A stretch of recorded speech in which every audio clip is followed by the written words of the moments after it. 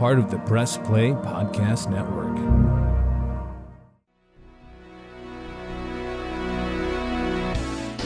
Iguodala to Curry, back to Iguodala, up for the layup. Oh, blocked by James. It's over. It's over. Cleveland is a city of champions once again. The Cavaliers are NBA champions.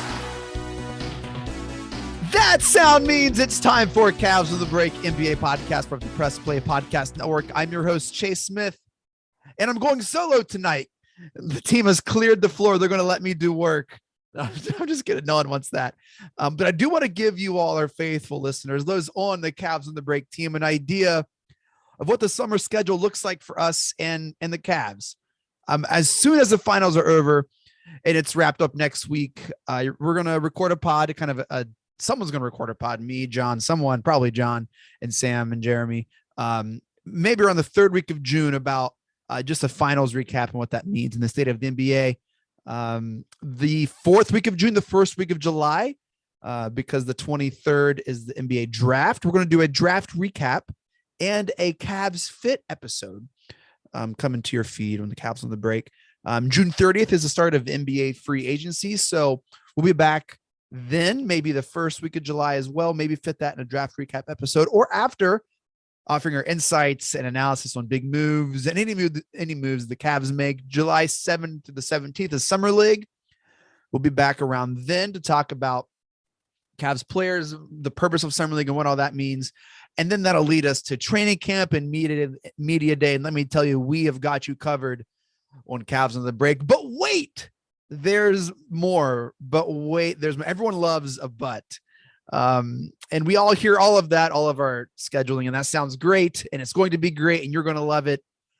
But we want to give you more incredible talent, more incredible content, more info, more analysis, and more basketball. We all love more basketball, but it's one thing that we've learned about the NBA is that the NBA and basketball never sleeps. So here's what we're going to do. We're going to bring over Taylor Vanderbilt, the college basketball expert here at Press Play Podcast.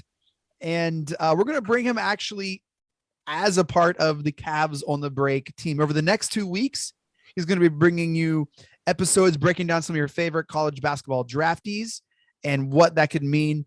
Maybe they're players you heard of before. Maybe they're not, and that's okay. Taylor has, and that's all that matters. He's going to be joining us for the post-draft show and our Cavs Fit show.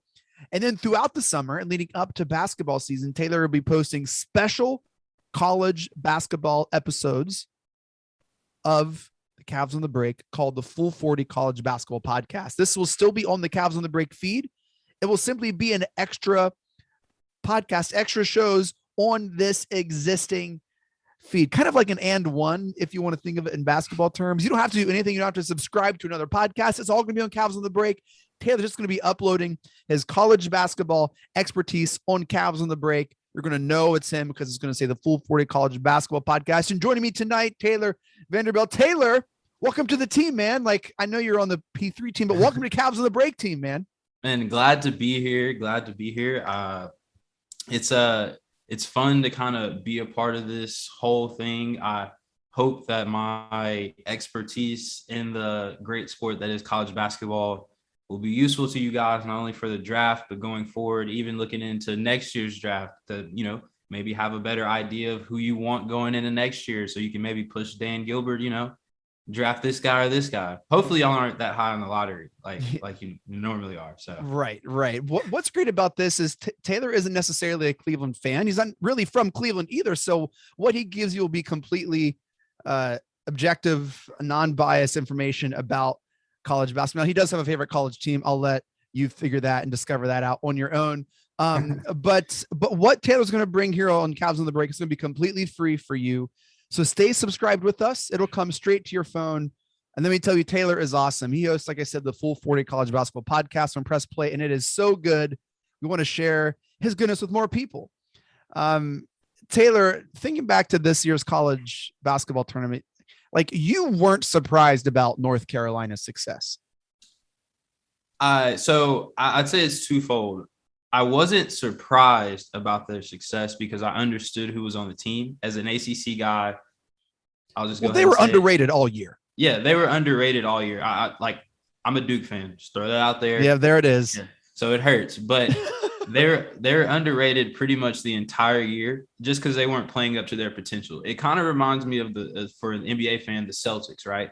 Celtics started out the year very, very slow. We were like, both fan bases insufferable. Yes, exactly. Thank you. I'm also a Heat fan, so I'm dealing with that as well.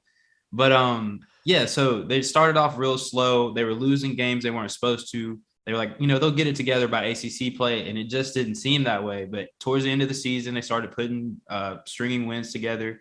They had a good showing in the a solid showing in the ACC tournament. Yeah, well, they had a strong end of the season, like you said. Yeah. Now, what I will say their draw helped them out tremendously. Having to play a Baylor team who was hurt, basically, two of their best players were hurt. Then essentially drawing St. Peter's as well, that's right. They draw St. Peter's as well. Whereas my team had to go through Arkansas and Texas Tech. It was murderer's row. So I believe their draw helped, but that's the way the tournament falls sometimes. So I really thought that they were going to close it out as much as I didn't want them to. So I was really surprised to see Kansas. I just didn't think they were going to beat North Carolina with all the momentum they had, especially that big win. Especially after that first half. That first half was all Tar Heels. Yeah, I actually turned the game off. And I love college basketball, but I was like, man, I could watch something else, do something else with my time. And so wait, how did you become a Duke fan? You grew up in Tennessee. Yeah. Went to college in Tennessee. How did you become a Duke fan?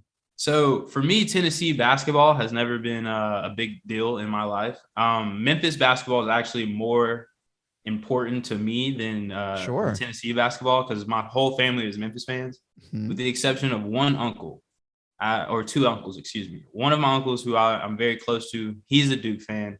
He's also a Broncos fan. So that's kind of like my allegiance. We're real close. So that's kind of where that came from. And then just growing up over time, I went to Duke basketball camp. So I've met Coach K. I've met like Kyle Singler, just guys who've just been on the team over the course of years. And it just kind of became me, if you will. It's a part of me through and through. Like I truly do bleed blue. So I'm still hurting a little bit, but I'm sure the losing that final game at Cameron Indoor didn't sit right, and then to get bounced by them again in the tournament, it was just, it's one of the most storied rivals in sports, and I'm sure that was difficult. I don't want to labor any longer because I can see it's still a little sore, and I wouldn't want to labor on that. Well, to make a trifecta, so I saw the game at Cameron, they lost that. I was at the ACC championship game and we lost to Virginia Tech. That's right. And then I proceeded to say I was planning on going to the Final Four. Then things came up. All of a sudden they played North Carolina, and I was a nervous wreck the entire week. Didn't talk to anybody really about it. I was just like, hey, this is what it is. But hey, it's in the past. We got Shire in there now, so it won't happen again. That's good. all I know. Well, hey, I'm super excited to have you with us, man. You do a great job on the Full 40. What can we expect? I said we were going to, hear some, player preview episodes. What do you expect your kind of time with the Cavs on the Break team to look like over the next 6 or so months? So what I hope to provide is just like a supplement, because I understand a lot of NBA fans are not necessarily. It's an N1. Yes, N1 counted. I didn't get my N1 in my men's league game earlier tonight, so I'm a little upset about that. Oh, no. I digress.